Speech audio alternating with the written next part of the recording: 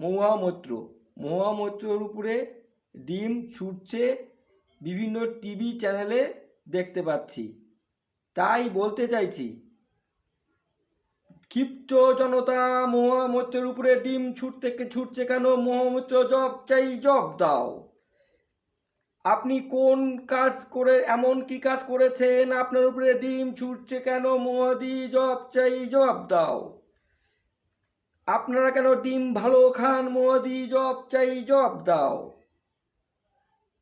আপনারা যদি ভালো হন তাহলে আপনাদের উপরে ডিম ছুটছে কেন? জনতা মোদি জব চাই, জবাব দাও।